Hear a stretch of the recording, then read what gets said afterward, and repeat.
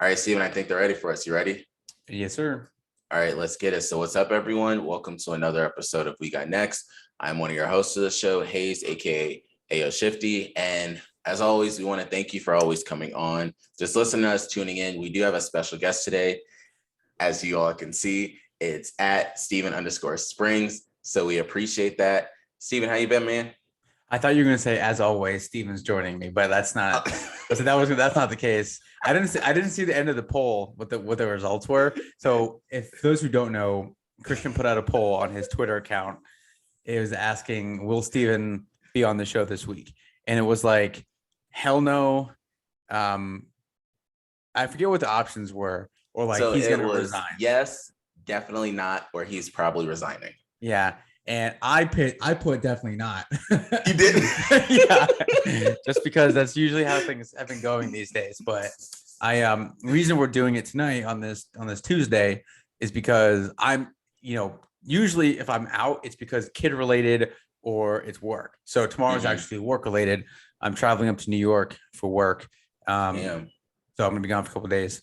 But that's why it was either we do it tonight or your boy's making moves. Or I gotta go see the homies, the work homies. It was either we do it tonight or we potentially do it tomorrow live from my hotel room. But I knew Christian probably wasn't gonna bank on me being available tomorrow, so I decided to do it tonight. It worked out well. That's too funny. So what's funny about that is, and I didn't even know where Steven was going, but we're legit gonna be in the same place 2 different Wednesdays. Because the Wednesday after that, they have NFT NYC, and I'll get into this later on during the show, but that is in New York from Tuesday to Thursday. But I'm going up there Wednesday, and then I'll be up there until probably Friday, because like one of the D gods have something like Thursday night. So I'm not about to end up leaving Thursday. So I'll probably be doing the same thing, recording somehow, some way up there. But shout out Steven. He found a will and a way for us to end up getting it. And I was like, you know what, we can end up doing it on Tuesday. We'll still put it out on the Wednesday or Thursday as normal.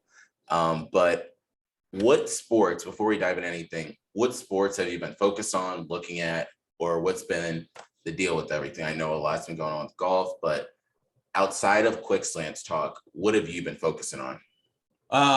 And don't say your kid's swimming. Yeah. We've been breaking down the film of Mason's T-ball swing and Mia's dives. That comes later. A lot of golf. We can touch on that a little bit later on, but a lot of golf. That's really like lately. I mean, sure, like I've been watching the NBA finals, but I'm not putting as much stock into it as I thought I was. After watching last night's game, and we'll get into it, I think the series is over, which sucks because I'll be driving home during game 6 up in Boston, which is kind of good because I really don't want to see the Warriors win. So I can turn the radio off and drive. Let's see. Hockey. I've been watching a little hockey here and there. Haven't watched too much since the Penguins lost to the Rangers, but did that. It's a big recruiting month for Penn State, so I've been following that. Lots going on there. Training camps and all that kind of good stuff. Fall camp for college right around the corner. That's gonna be here before we know it, which is dope. Baseball. My cousin. So I have a group chat with my uncles and cousin, everybody in my family. My cousin sent us a text about like, since May, whatever, the Pirates had won like 8-4, or like they won the most games or lowest ERA, whatever. Since he texted us that like 2 weeks ago, Pirates have lost 7 straight. And like everybody in the group chat knows it too. Like everybody knows like that's the reason why the Pirates are losing. Because my cousin texted us about this tweet. I forget what it was like. Yeah, since May, whatever, the Pirates had the best record or one of the best records, best ERA in the National League, yada, yada, yada.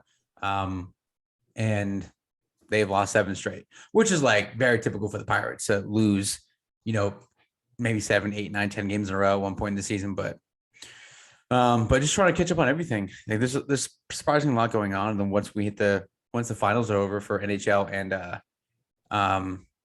and the NBA, it's like we have the World Cup though. Not in Yes, the summer. we do have the in World Cup. November. Are you? It's in November. Yep, because it's in Qatar. It's too hot there, man. Oh, are you surprised I knew that? I'm surprised that it was. Are you in surprised? November. Are you surprised more so that I knew that, or more so that I paid enough attention scrolling through Twitter to stop and like click on it and be, oh, that's when like I didn't know it was in November though until you just said that. I thought it was in like so my month. brain did not compute what you said at first, and then I was like, hold up, this man really said the World Cup, and I said, hold on, he really said the World Cup. I also said like a question, like I thought I was gonna be wrong about that too. Like we have the World Cup. We do have it this year. Also, hashtag free Brittany Griner, right? Damn, I don't know. She's never coming back, bro. Like, I don't really know. So for everyone that doesn't know what we're talking about, Brittany Griner's been in Russia for like years. It feels like it's been around since like February or so. But since it's in Russia, the US can do but so much because they have to follow like their rules. And also they're using Brittany as essentially a pawn almost for damn near everything. Like, oh, we can hold her right over you. Diana Taurasi was a part of like different talks that they had with like political officials and stuff like that. But they extended her detention there. And this is all for basically like weed oils and stuff like that.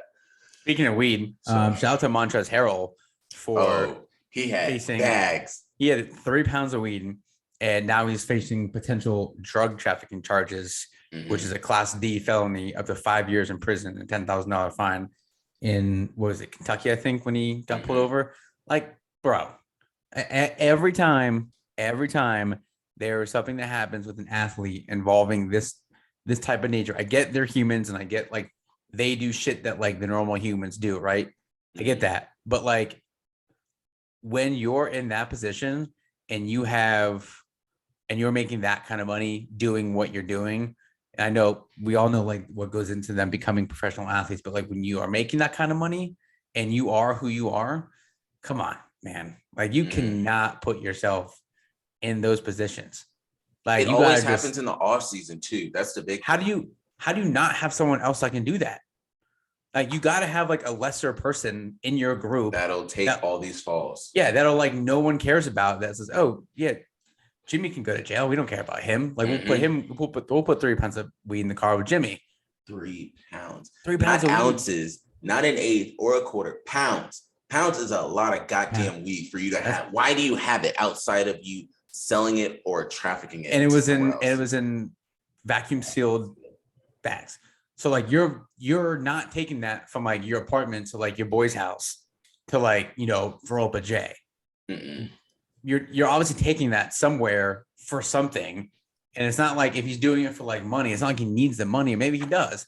Yeah. Like he hasn't been like that long. He can't be that bad with his money, but like, damn. Like, makes me so angry when athletes do go that. to Louisville. So I guess that was kind of back home-ish for him. But the other thing is, it was a traffic stop.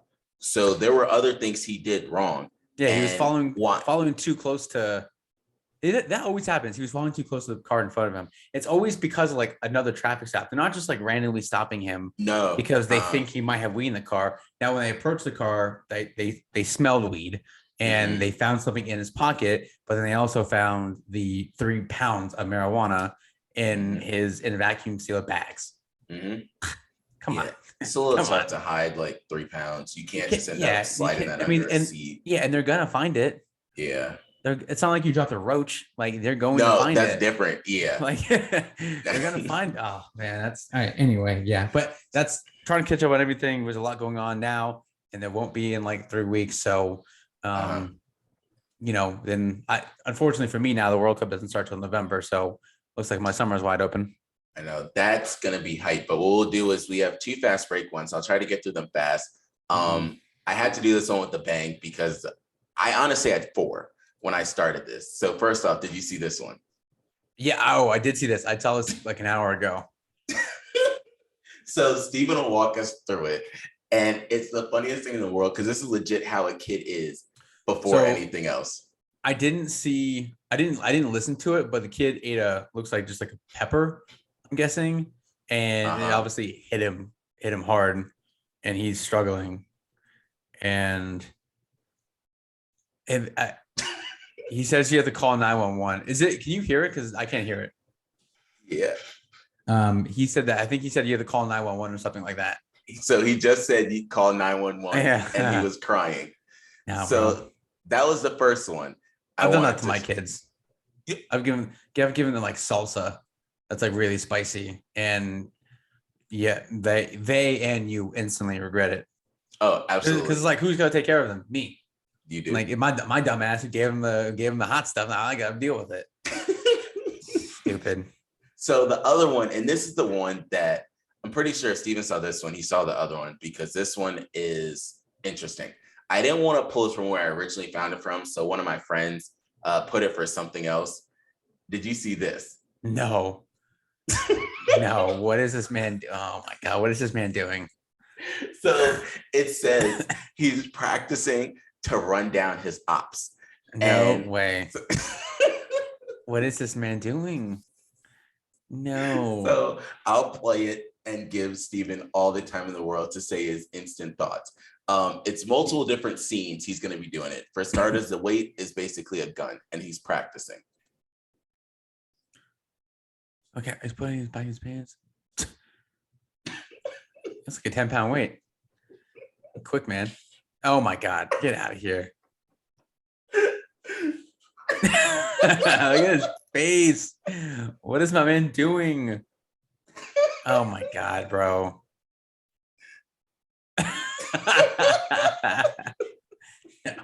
Yeah, I could not deal with that if I saw that man at the gym. I'd have to leave.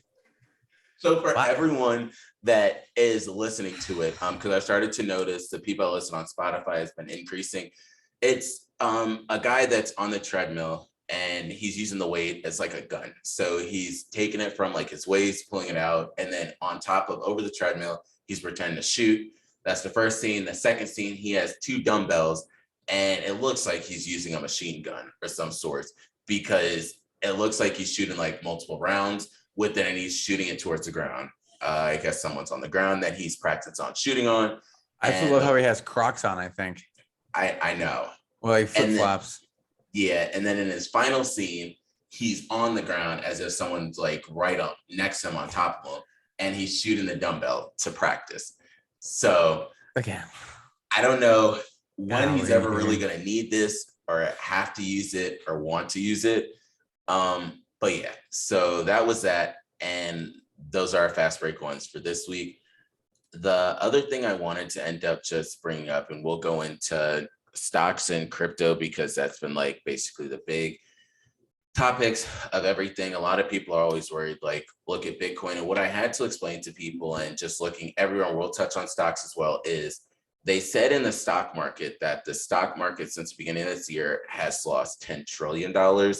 And then also in cryptocurrency has basically lost around 1 to like $1.5 trillion off of their total market cap. And a lot of this is because of our own doing, in a sense, because everyone was like super excited, super hyped for all them checks we were going to get, the stimulus checks, the infrastructure bills, like the bailouts that were going to happen, and people looking in the present instead of what's going to happen in the future. And then you look down the line and you start to see, all right, there's shortages on stuff. So I've been hearing about that a lot, like the supply chain shortage, then food prices going up. You go anywhere and you're noticing that. Then gas is going up. Maryland, yeah, Maryland was blessed for a little bit because if everyone recalls, there was a time when Maryland got like a bill that was passed that there was no tax for like a month or so. And that definitely saw an impact then. If I would have known better, I probably would have saved like 2 to 3 gallons worth of gas and just like stored it in a garage or something like that. But it's one of those that Maryland gas is basically around like $5, pushing 5+. If you go to DC, it is $6. And these are all prices. I was just in California last year and these prices were $6 for them, and now we're having that same $6 prices over here. So you can imagine like what the gas price is over there in California. And it just gets to the point of more people are going to expect to telework or want to telework because they can't afford it. The amount of people that are homeless is increasing. the amount of people that need second, third jobs to help with their family is going to increase because you do that. Yeah. Real quick, I sorry to interrupt you, but I went to the gas station in our neighborhood to get something to drink real quick. And there was this girl who walked in and I was behind her, and she got, I think the cashier was chit-chatting with her, and I think she said she was 19. And so she's broke. And yes. Bro, she got $15 worth of gas. And gas is $5.09 here. That's what my brother did. Yeah. Bro, I'm like, you're gonna have to turn around by the time you get out of the parking lot. Exactly. Yes. Like you are not making it. Like, no. Either like, I mean, I can't say like I've been there and like struggled, but like, you know, we've all been broke. Like we've all been there. But like when we were broke, gas, you could still put in like, you could still go to the register and give $20 and you'd be good. Set. Yeah. It was like, cause it was probably like 150, like 175. You'd be good, bro. But like you put $15 in your car now, you are not making it to like the next stoplight. No. That's crazy. Like, yeah. But like, that's like people who are coming right out of college. Most of them probably don't have cars, but like, you know, there's still like how many millions of people that are graduating college and like going to like, not just New York City or like place like that where you can walk everywhere. And like, God forbid you do live in New York or a place like that. Rents, who the hell knows how much rent is in New York City right now for an apartment that's like as big as like what you can see on my screen right now. So like $15 in your tank. Oh man, that's like, that sucks. Like that sucks. Like 5 years ago, fine, you can still get somewhere. Now you can't do shit. No. What's funny is, so two things with this. One, the rent prices, we were just in Miami 2 weeks ago, and the rent prices are dumb. Like everywhere around there, they just don't make sense. Their floors are probably like 30 to 50 stories high. It's ridiculous to buildings. And all of those floors are so expensive. Same thing in like New York. But the big thing with like gas prices are, I was talking to one of my friends, and we have like a couple of weddings that are coming up for our friends. And then of course, all my friends, we go places around here. And they were joking around because I just got a new car, and they said, "Not if you're driving anywhere, I'm not giving you any gas money because we could take my hybrid and it'd be that much cheaper, but you elect to take your car. So I'm not helping with you with the gas." And that's really how it is. Those were not conversations before, but because of the cost of gas, it's so expensive. My brother just got $15 last week. He was like, "Hey, Chris, I got $15, and that does not hit the same way." $15 back in the day, you were at least at a half a tank, if not more. Dude, $15 isn't going to give you shit.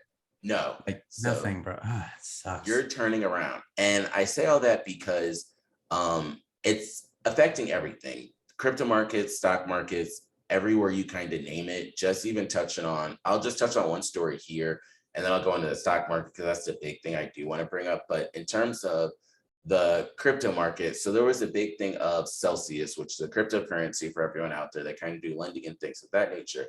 And it was found out that they withdrew money off of their platform and transferred it. And like 2 or 3 days later, they halted all withdrawals and deposits. And those type of stories are extremely unethical in the sense of, y'all knew it was going to happen, or you knew it was going to happen to your platform. So you moved all your money, then you stopped everybody else from doing it. Again, Steven and I, before we got on here, we were just talking about things that like other crazy jobs can do. Name how many times I could be at my job and know something, send something, and then hit stop all emails from everybody else. They'd be like, "No, we're going to let you go," or "You're about to end up going to jail." You can't do that at normal places, but at these places you can. And the other thing I wanted to touch on with Steven, because I just heard this. So 5 or 6 cryptocurrency companies, they had to lay off workers. So they had to lay off 15% of their workers. At one company, they laid off 200 people at another company. And it was because they said they grew too fast. They grew faster than they basically expected. So now with like markets pulling back, they don't need all those people because not as many people are investing at the same route. Again, going back to all this, there is nowhere else on the world. What is Apple going to do? "Oh, you know what? Our iPhone 38 sales just were so much and we didn't expect that. But now iPhone 39 aren't doing that well. So we're going to let you all go." you can't, those are the places you expect to give and provide all these jobs, and you're letting them go. It's not like we have a collective bargaining agreement amongst like the normal people or like normal like companies. Like me and Christian were talking about this just before. And what I was saying was, and I think this is a great idea, which is never going to happen because it's just like, in theory, it sounds great, but like there's just, you know, not enough headway in companies to make this happen. But like when you go to a company and you sign your contract with a company, and we've all been there, like, don't you wish it was you could sign for 2 years, you know, $100,000. If it's like an entry level job type of thing, you sign for 2 years, or like, you know, $95,000, $100,000, whatever, something like that, right? Which doesn't seem like a lot, but that's 50 grand a year. Cool. Like that's, you know, pretty average. I don't know what average salary is actually these days, but regardless. And then after those 2 years are up, I was taking my job, for example, like I'm in sales, and the territory that I'm in is supposed to increase by 30%. And if I do that, like even if I increase it by 30% or like 35%, I could be 100% over. There's not like chances of me getting a like significant pay raise, like significant. I'm talking like 10 grand ain't happening. Because that means everyone else is gonna be pissed. And like the company like has money to do so. You know, they'll give us like, they give us all, you know, a raise, quote unquote, which like, bro, it was like, you might as well just throw me $1 and say, here you go. That's really what it was. I'm not like, at the end of the day, you can say it's like $500 or $1,000 or whatever, but like that's before you take off all the taxes and like, you know, bend us over and do all this kind of stuff. And it's like, all right, yeah, here's a 20, go put gas in your car.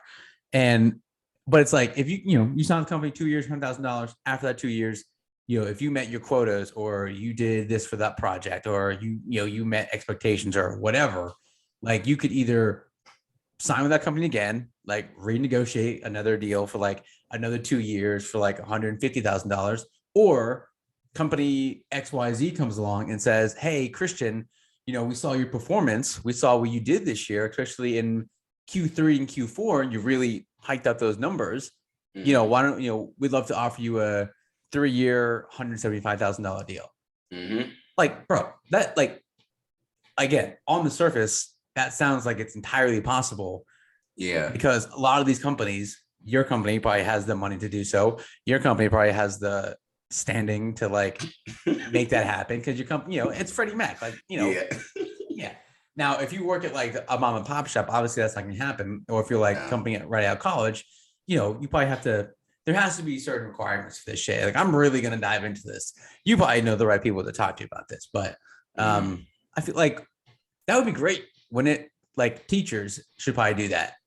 Or like, that's the one area, like, I agree. Yeah. Doctors, I know, like, they get, placements and like they can go this place and that place, but like teachers, like, 4 years, 5 years, $200,000, like, we've seen it time and time again. Teachers are not paid nearly enough for the BS that they deal with. So that's just like a quick thought that was like a literally like on the spot conversation we had right before this. Now that someone better be listening to this and this gets legs and takes off. And I'm at the end of this year, I want to be negotiating a contract with my current employer. Yeah. That's like 2 years, $100,000, but yes, ain't gonna happen. But maybe shout out Freddie Mac though. Hey, shout out. What's crazy is they do, so at my job, they do similar things to that because of course they're public. So we've had some people leave and they go to some other place and you're like, oh, Jim down the street legit just got a new contract to become like the CEO at some other company, and they negotiate those type of contracts. I know our CEO now, my man basically has a security guard wherever he goes, inside of the building too.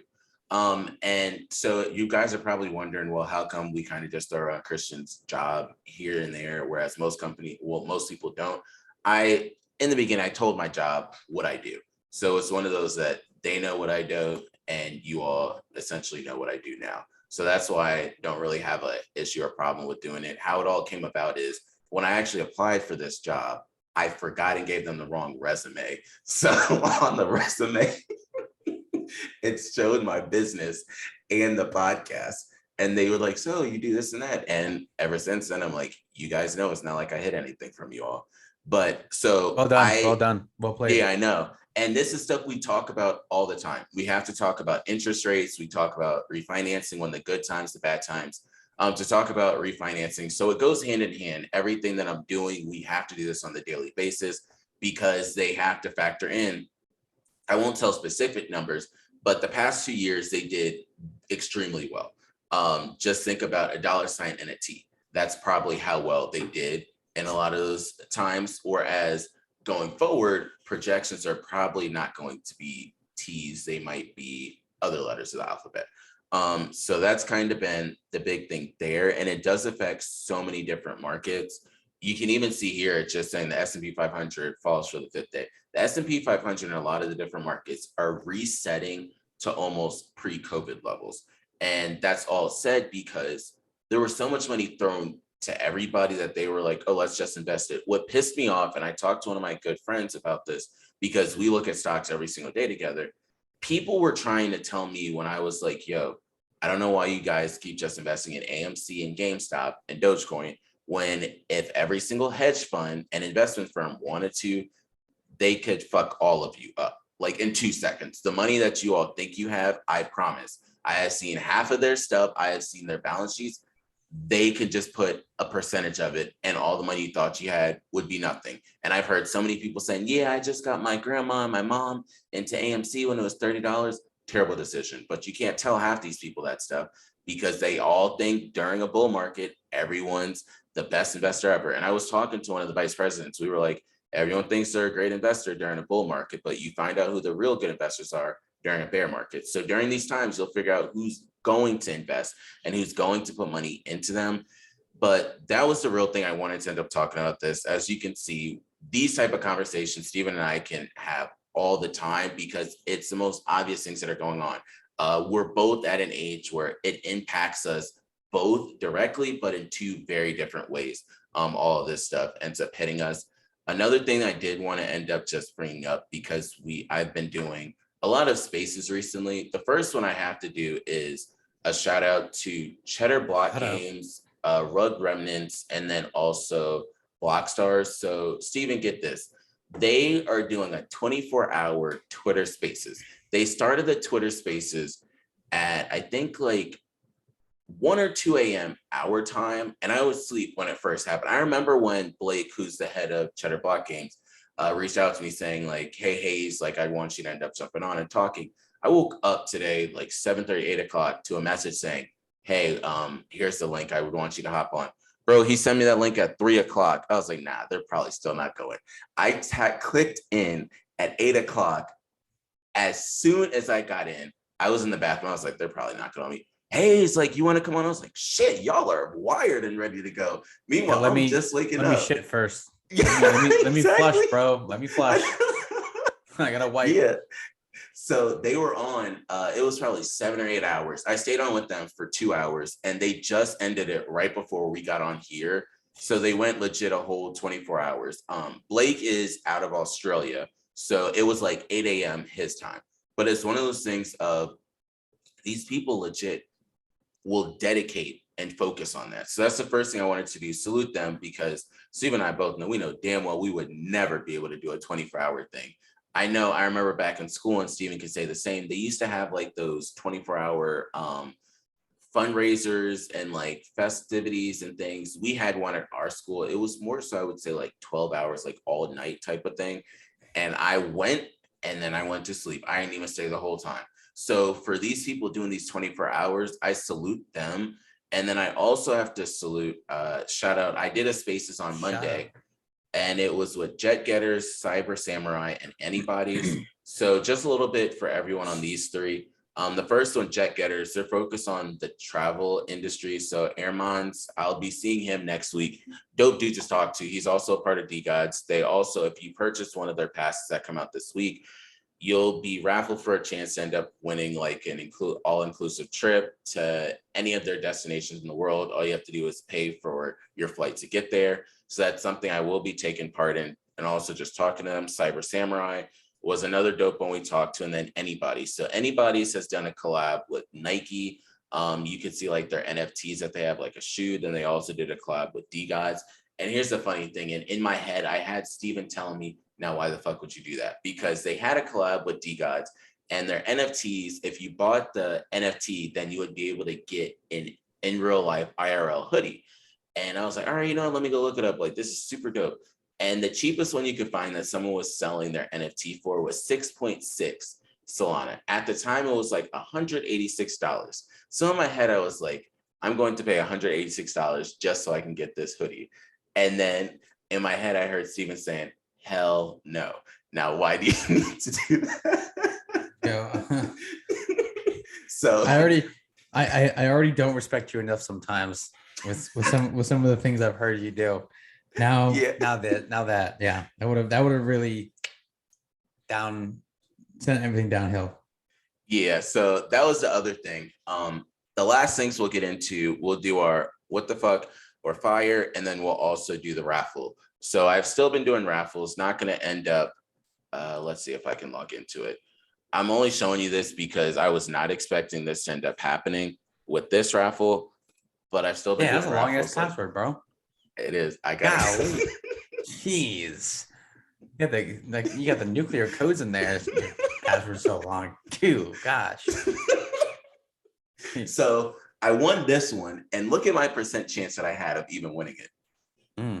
So that was the same chance the Pistons had the number one pick.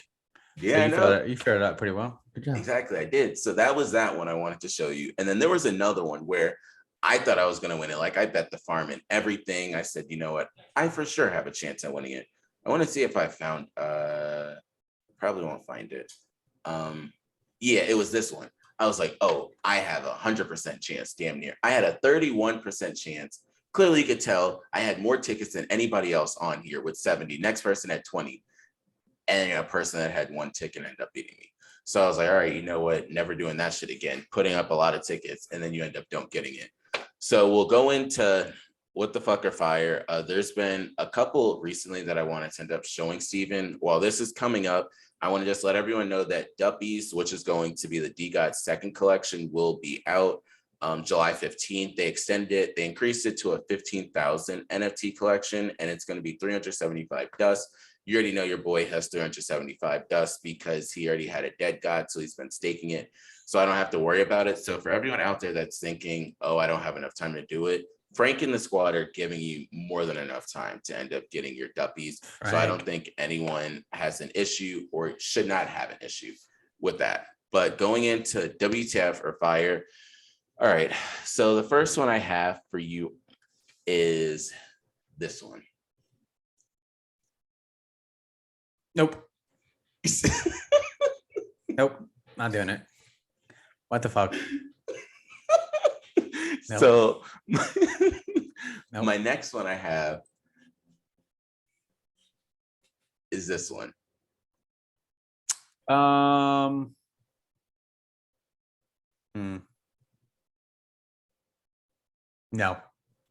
Okay. Reminds me of something from like Rocco's Modern Life. You want to know what's crazy? If you remember I'm that glad show. You brought that up. Yeah. So the creator isn't from Rocco's, but it's very similar. So the creator, Carl Jones, actually was an artist behind Black Dynamite and the Boondocks. Okay. So that's it's fair. A little bit similar.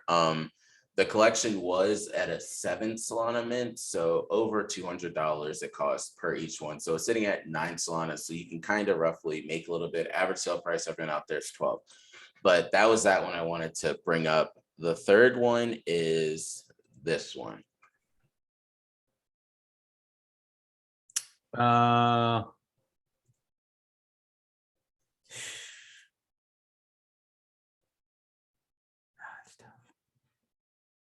Yeah, I'll give it a fire.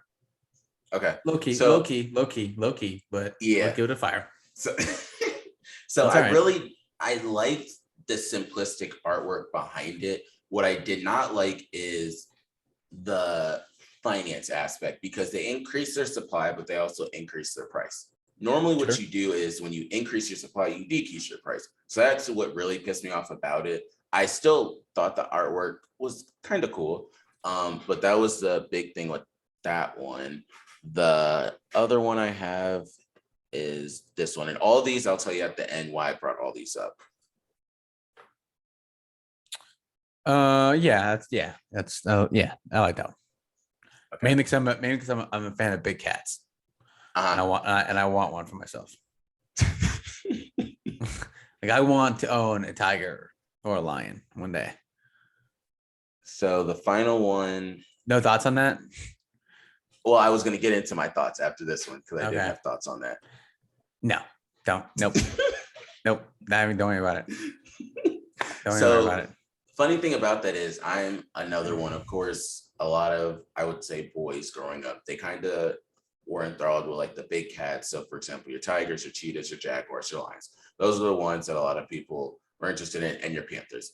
I was one in the same category, but then ever since I heard Mike Tyson had one, I was like, I don't know if I really want a big tiger or a big cat anymore. You gotta be something crazy to like to have that, take care of that. It's like I remember, I don't remember where, but like it doesn't cost as much as you would think to buy one. But I mean, think about like how much that is to like maintain too. How many steaks you probably gotta buy, like all the time. Like, and you gotta have like a yard. You can't just have that in your house chilling. No. Yeah. Oh, so bringing that up. So our neighbor has a bird, and I think a bird is the one animal that pisses me off when people have. Nope. Because you're telling me you're just gonna keep the bird in a cage. Nope. All the time. Nope. You can't ever let it free or let it out because it's gone. It's not coming back half the time. It's a bird. It's a bird. It's a bird. So you're telling me where's it gonna fly? I'm not letting the bird just fly around my apartment. No, it's a bird. That's not happening. I hate birds.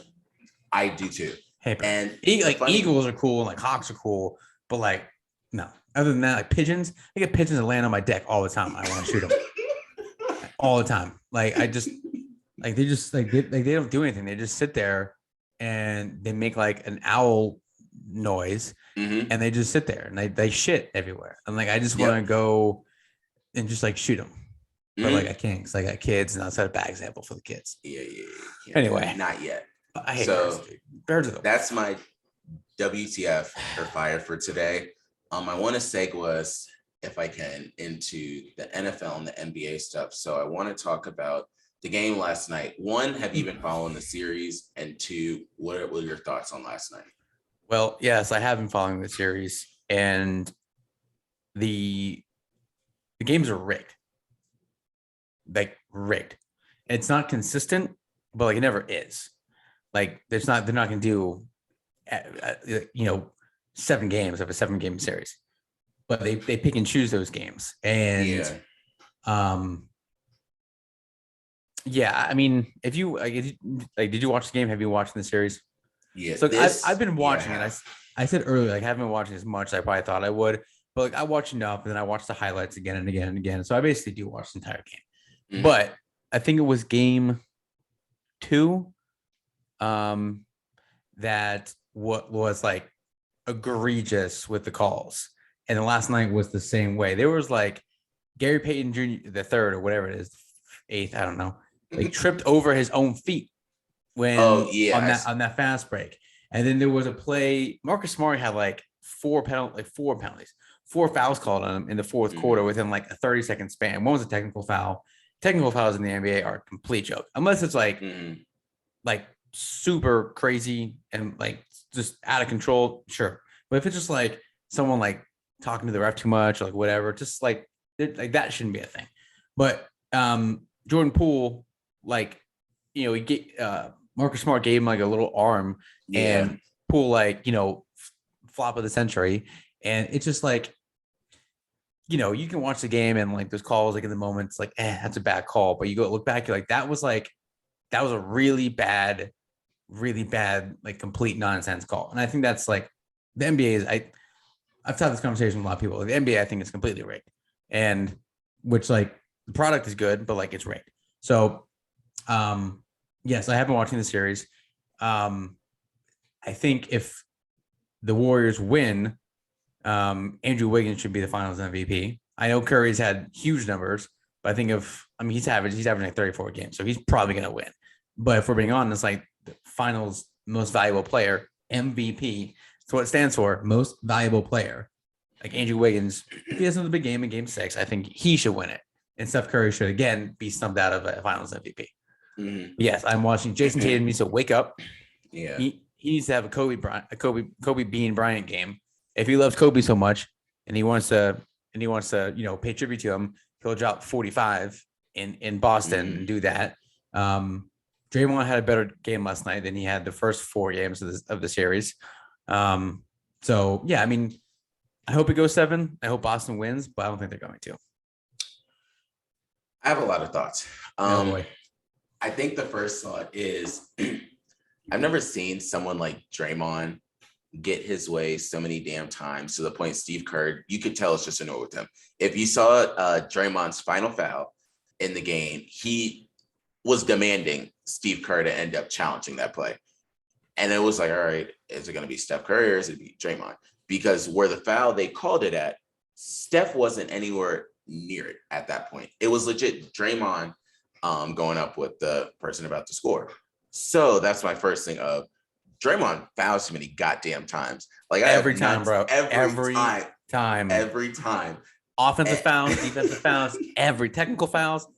Bro, he can get called for a foul every time down the court. Every time. And like mid-court, technical foul. Yeah. So I think he's the closest thing you're going to get to the modern day-ish Dennis Rodman that people always admire and hope. This is the softest version you will ever get. You guys cannot get the Dennis Rodman of back in the day. He's like Dennis Rodman mixed with Rasheed Wallace. Yeah. Yeah. So this is the nice version. You guys will not be able to handle even the Rasheed Wallace version. You guys would get upset every single time he said ball never lies. I promise you that. So, and he started getting technicals for that stuff too. But that was the first thing. The second thing is the fact that it was Draymond and I think it was Gary Payton that tried to bully Jason Tatum. How is that like that? Like that can't be allowed. Like that cannot be a thing. You can't just like follow someone to their huddle because they're not giving you the ball and then try and instigate a brawl. What do you like? Mm-hmm. What are we doing, man? It was man? Just them and all in the corner. It was just them, and then they walked straight through it. But I have to agree with Steven on this. So I mentioned earlier Jet Getters because I was talking to the founder, Aaron Mons, last night. He's a big fan of the Warriors, and we were just like talking about all of this. And the big thing is the games went split both ways. Golden State won. We're 3-2. We're really 3-2, and we're gonna potentially go 7. This is the most weirdest way of 6 or 7 games ever going that I've seen. You win every other, and then the Warriors won basically 2. Well, how is that going to happen? Well, it's like the games are close until like it's either like someone has a really big like first quarter, second quarter, third quarter, fourth quarter. And obviously teams who have a big fourth quarter are going to win, but like that's really how it's gone. Like the games have been really close until there's like a 5 or 6 minute span where one of the teams just takes off and like that's it. Like Golden State did that last night towards the end of the third quarter. There was like the final like 2 or 3 minutes.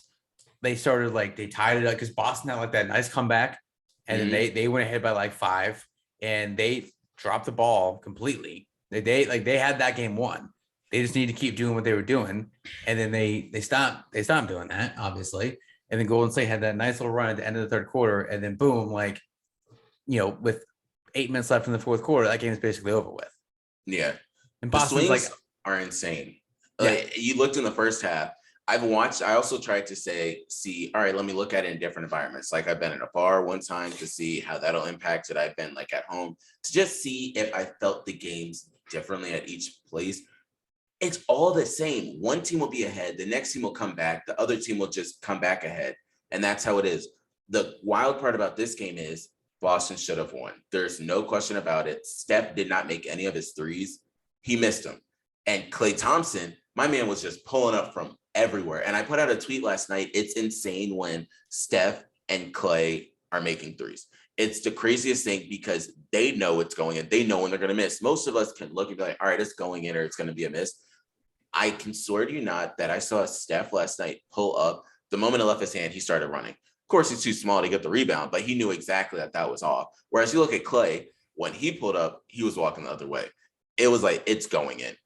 Corner, top of the key, it didn't matter where. Then Jordan Poole, making that off the glass, that's kind of when a lot of the tide changed. When he made that, stood in the corner for a minute, they were kind of like, oh, this, might be those baddies. Yeah, he was just in that corner looking around. And it's a game of that's runs. What he can do. Like the NBA is just a game of runs, and everyone says that all the time. But like these finals games have been like significant runs. Where the other team, usually it's like, an 8-point swing, and the other team takes a big lead, and it happens later in the game again. But like these runs are like, 12, 13 to 2 runs and shit like that. And by the time you know it, the team's up like 20, and like that's it, ball game. Yeah. Which sucks. I don't think Boston wins tomorrow. I think there's a good chance they get blown out. But I thought that actually last night too, when the Warriors were up like 14-3 or something like that. But I just think that like Steph and Clay aren't gonna have back-to-back bad 3-point games, especially not Steph. Both of them. Yeah. I mean, that's the first time he's missed first time in 236 games. Some shit like that, something stupid where he hasn't made a 3. So I think the Warriors are the better team, and their better players are not going to have back-to-back bad games. Whereas the Celtics best players have had back-to-back, less than stellar games. So yeah, sucks, but like whatever. I'll close out the NBA Finals talk with, if you ever look on the news or if you look on TV, you end up seeing the Cowboys always getting the straight bullets. Saw that. Yes. You don't know why. So yes. The straight bullet today is going to be D'Angelo Russell, because look at the team. They signed him to a good deal, dude, and he's not there, and they're in the finals. I ain't gonna say they had Wiggins, they had D'Angelo Russell, and they had Towns. Like Minnesota just panicked and just got rid of Wiggins. Like, and I saw someone was like, where would they be without it? They'd be like, well, it'd probably still be the 8 seed because of the Timberwolves, but like nonetheless, like Wiggins he's gonna make himself some cash too. Absolutely. This is what he needed. And look at all 3 picks that Cleveland took. Number 1, Kyrie, Wiggins, and LeBron. And look at how potentially you forgot Anthony Bennett. So continuing with my point is lightning doesn't strike twice. So that was their one lightning hit. Oh man. And Wiggins might win a championship. So it's good for them overall. And I think a lot of this was under David Griffin. A lot of this drafting. But that's the closeout talk of that. Every week we've been trying to do rankings in terms of the NFL. Steve and I were both talking beforehand. This is tougher than you think. The running backs were a little bit easier because there's not a billion excellent running backs. There's like tiers to running backs, but wide receivers, and I texted this to Steven earlier, the wide receivers are tougher because 2 of the big time wide receivers traded teams. And one of them continues all the time to hype up his quarterback. The other one, you just see pictures of them back in college. You don't really know. I remember when Stephon Diggs went to Buffalo, that was one of the easy ones that I was like, Stephon Diggs is going to be like that. Reason being, we knew what Stephon Diggs was, and you knew how far Josh Allen can throw the ball. Those 2 are going to go together. We don't know what the hell you're going to get from Derek Carr, and we damn sure don't know what's going to happen with Tua, because Jalen Waddle and you call him Tuba? Tua. I think you call him Tuba. No. And they're 2 different players, but yet they're the same. Tyreek Hill, send him straight down the field and just chuck it up there. Can Tua do that? We don't know.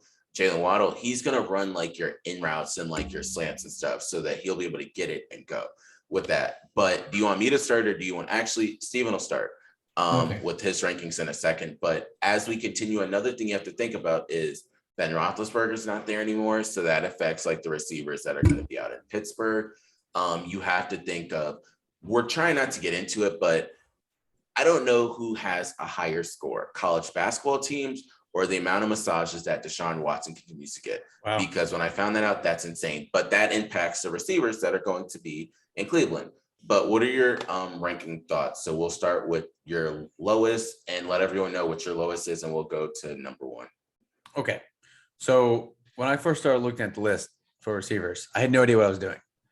Like, because all these names, you got to think about. Some guys are coming back from injuries. Some guys are changing teams. Some guys are on the same team, but different quarterbacks or new systems.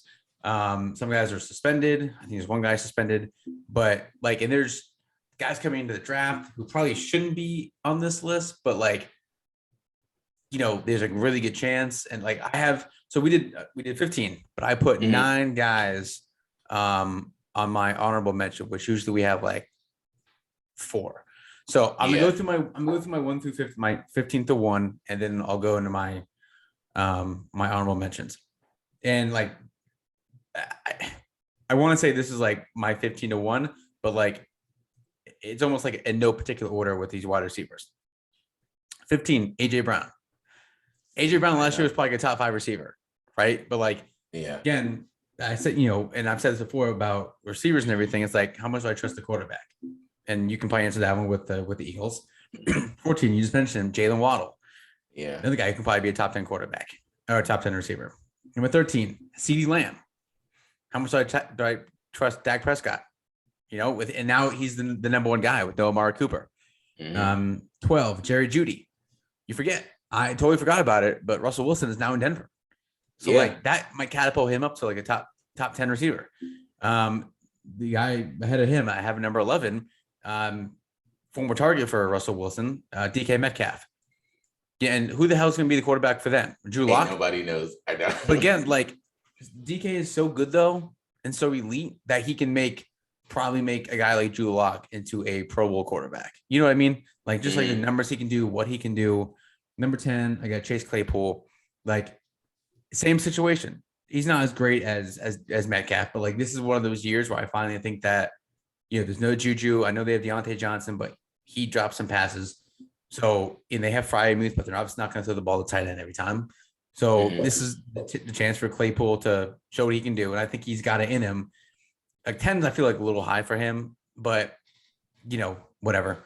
Number 9, Tyreek Hill, probably could be number 1 or number 2, but Tua Tagovailoa is the quarterback, so like who knows how that's going to go. That's going to stick now too, by the way. Number 8, Justin Jefferson. I don't trust Kirk Cousins at all, really. Like he can have he can have all pro season or he can suck, and there's really no in between. So, but again, Jefferson's great, so kind of makes up for it. Number 7, Deebo Samuel. He hates the 49ers, yet he's still going to show up to camp. He's requested a trade, basically. So he's still an elite player. He probably could be number 2 or 3, but here we are at 7. Number 6, probably the most consistent receiver in the league is Mike Evans. Yes. He could also be number 2 or number 3, number 1, whatever. But Tom Brady breaking down some. You don't know how he's going to be, so we'll see. Number 4, just talked about him again, Devontae Adams. I don't think it matters who the quarterback is. He's always going to be open. Catches a lot of good tough passes, so you'll use him in every single way. Number 3, the most consistent matchup in terms of quarterback receiver, Stephon Diggs. I think that's a pretty easy one. Number 2, Cooper Kupp. I don't anticipate him having the same almost record-breaking season, but he proved last year that he's that guy. He's that dog. Number 1, I got Jamar Chase. I think him and Burrow for the next 10 years, if the Bengals are smart about it, which they'll probably trade Jamar Chase. I think that's going to be the number 1 duo in the league for the next 10 years. Now, my honorable mentions, I'll do these quick. I got Chris Godwin coming off an injury, but nonetheless, Amari Cooper, Julio Jones. Where is Julio Jones? Is he still on a team? Is he still on the Titans? No, he's blank right now. Okay, so Julio Jones, he could easily go top 5 because he's still still good. Michael Thomas coming off an injury, but they also got Chris Olave, so we'll see how that works out. Allen Robinson's a potential top 5 receiver in the league, but he played for He played for the Bears last year, which sucked, and now he's going to the Rams, which he can have an All-Pro season. So that's why Cooper Kupp might slide down a little bit because Allen Robinson is like a legitimate potential like top 5 guy. He's got all those tools, at least top 10. DeAndre Hopkins suspended for 6 games. He could easily be a top 3 receiver, but he's suspended for 6 games. So I had to put that in there. Garrett Wilson, I think he's going to be really fucking good this year. Now he's played from the Jets, so like that sucks. But like, all you gotta do is throw it deep, and he'll probably catch it because he has some of the best hands in the draft. Juju, Tyreek Hill's gone. Juju's in. They're still going to use Travis Kelce a shit ton, but I mean, Juju had some moments in Pittsburgh where you're like, okay, here we go. He's gonna be like the next great receiver in Pittsburgh. Got injured and too many TikTok videos and whatever, but nonetheless. And the last one, T. Higgins. I love T. Higgins. Yeah, I've always loved T. Higgins. I'm a big fan of him. He's had some injuries, but he played well in the Super Bowl, which is good. That's nice. He played well in the playoffs last year. He's a great compliment to Jamar Chase. If he gets double teamed, great target, good hands.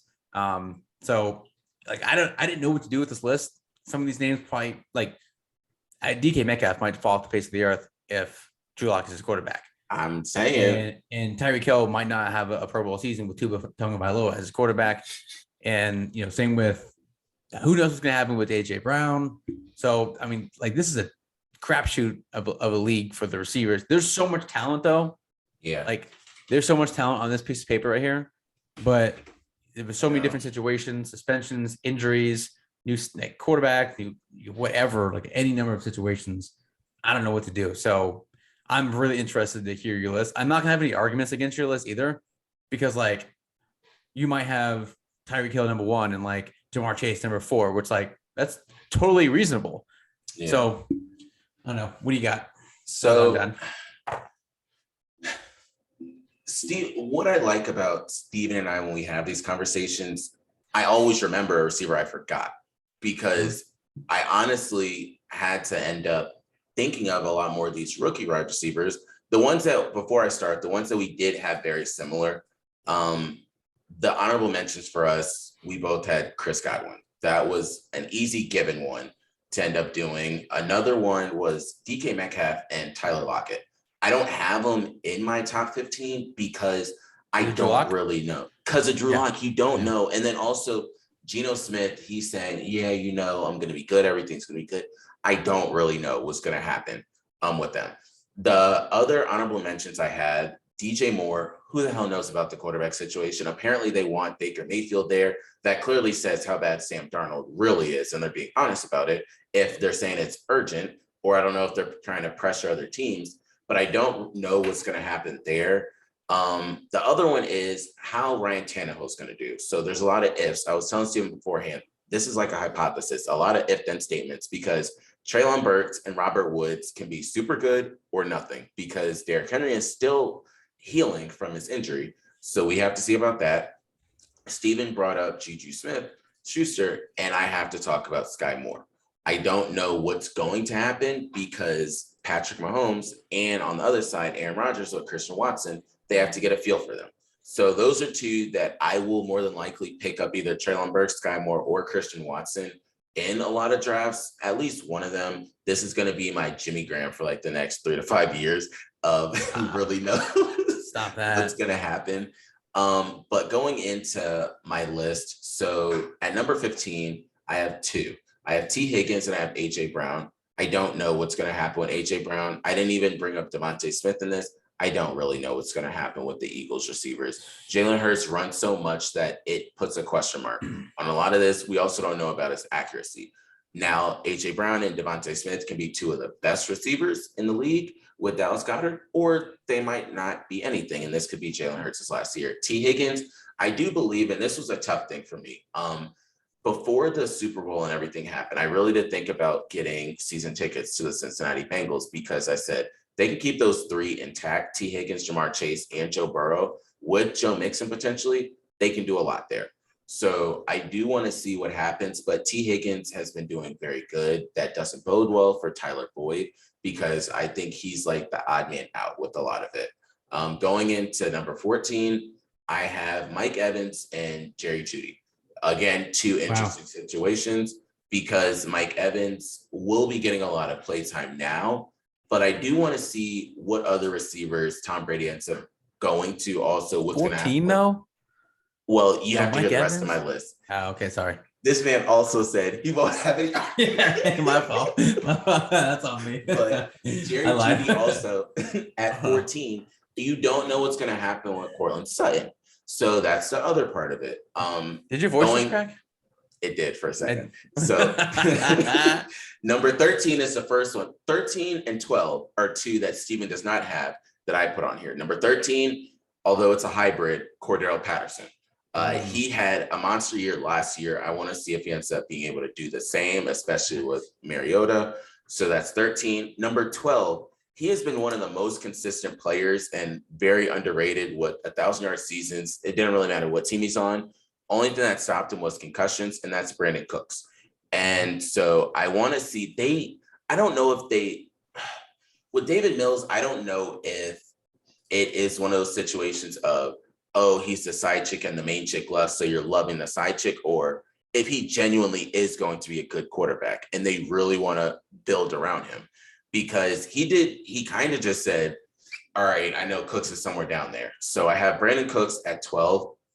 Number 11, and this might be one of the final years I have him on this list, is Keenan Allen.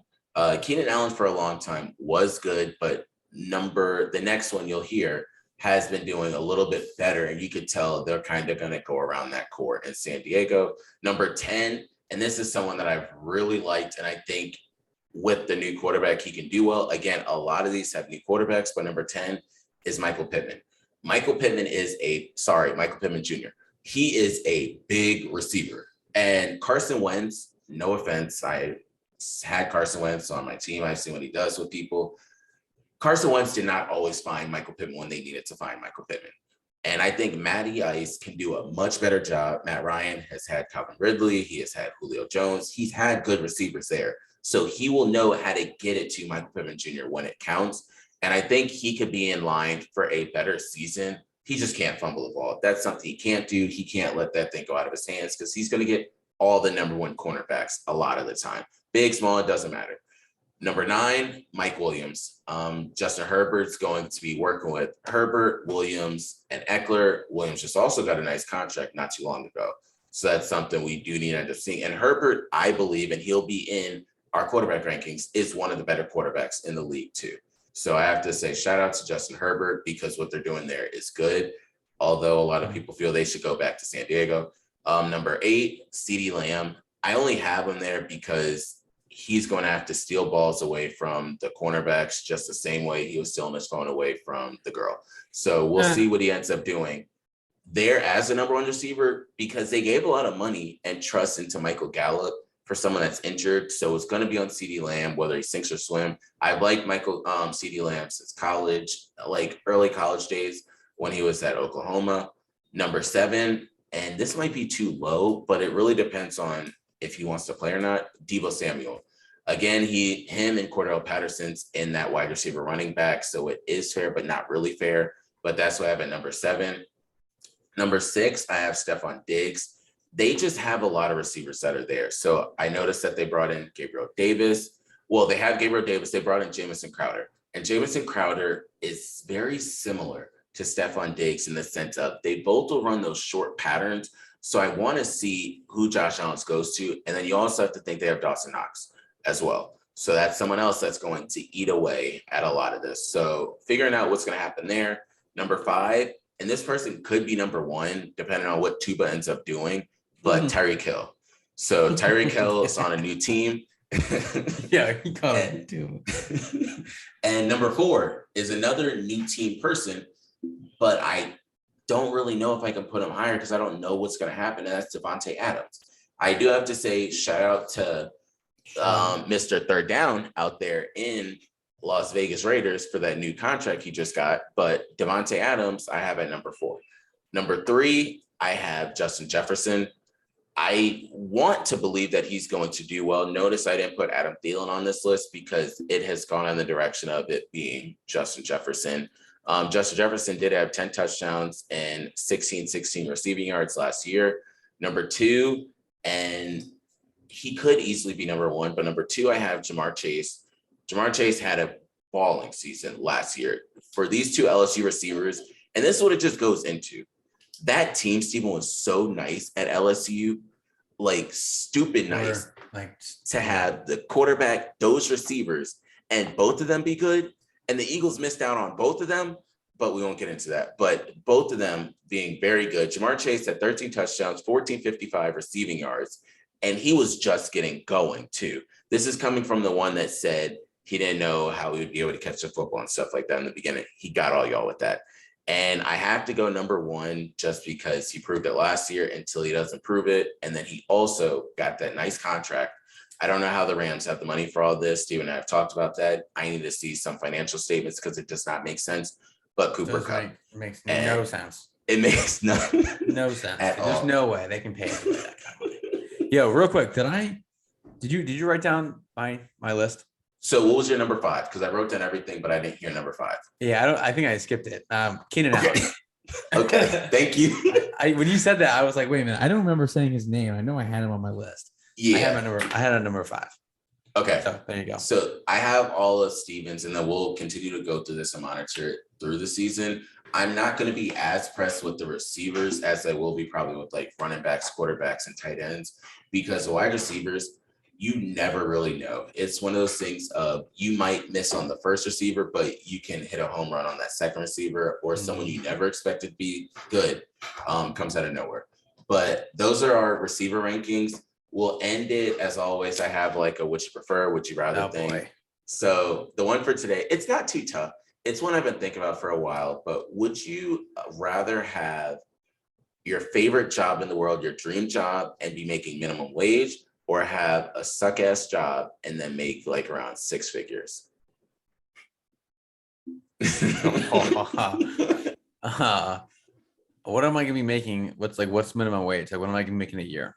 Minimum wage last I checked was maybe around like $15, $16 an hour. I'm going with the generous minimum wage because if we want to go with like our area minimum wage, I don't think you're gonna like it as much. Our area minimum wage is $12.50 an hour. Oh, man, that's tough. In today's economy, in today's world, you're not living nowhere. I probably would rather have a shit job and make bank. But man, that's tough. That really sucks. That is that tough. Like, in today's climate, like 5 years ago, I would say my dream job. Yeah. No doubt. Making minimum wage, making like 40, 50 grand a year. Fine. I'll take that. No doubt. But today's world, yeah, I'll probably be taking a really shitty job making 6 figures. Yep. God, that sucks. Yeah. I'm such a terrible person. This is the easiest one for me. I will take that shitty suck ass job any day. Not even thinking twice about it. I will put my hopes and dreams on the wayside by it. If everyone out there knows, I kind of did have similar dream jobs that I wanted in like recreation, and I switched totally different fields and went to finance. It's not suck ass. I genuinely love finance, and this is what I want to do for a living. But you have to go from, and people used to tell me this all the time, there's certain jobs that you can do volunteer and just as a hobby, and then the ones that you genuinely have a passion for and it's going to be paying your bills.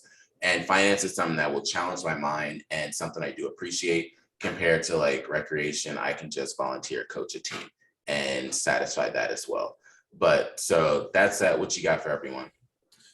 Shout out to my daughter, graduated preschool last week. So we're basically off to college. You are, which sucks. Off to kindergarten. Little man finished. No, my daughter finished pre-K, and now she's on to kindergarten. And my son finished preschool. Now he's on to pre-K.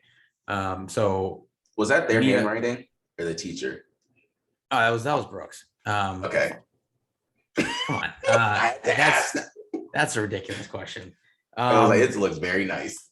Yeah, so shout out to my daughter, finished preschool. Knew she would. Mason, not so sure about yet. We'll see with a little, as much as I rag on Mason, like he's just me. Like he's just me. And I saw this today, and I'll wrap up mine after this.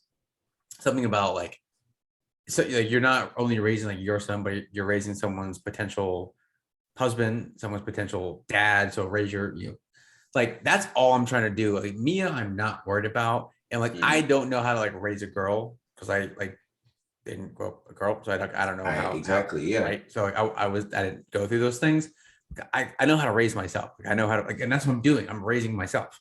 Like I'm trying to teach Mason how to not be as big of a degenerate as I was. Like you can still have fun, but like not be as big of a degenerate and like be like a functioning, member of society, like a good human well before I became one. So like, and I'm still like a degenerate, but like less of a degenerate than I was. But like that's the goal. When you have kids, is to teach them all the bad things in life that you know, like now that you didn't know then, that you wish you knew then, that's what you're trying to do. It takes a while. Like my kids are 5 and 3, so it takes a while to get to that point in life. But like you got to start now. And I tell people that all the time. If you're gonna have kids, you got to start like routines and like getting like yes, please, yes, please and thank yous and like yes, ma'am, no, ma'am, whatever shit like that.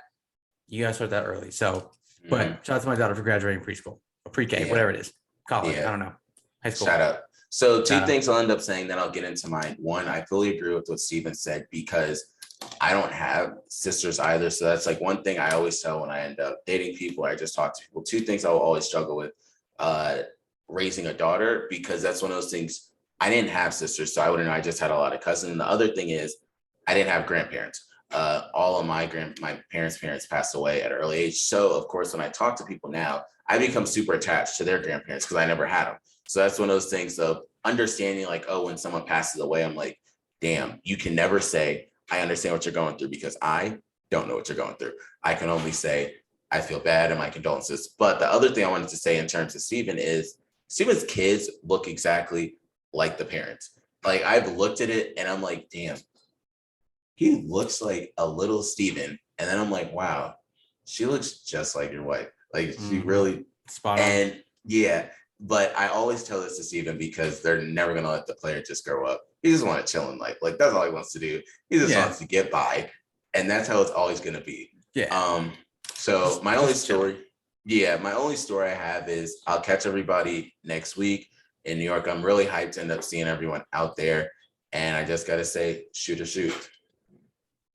Peace. So we out.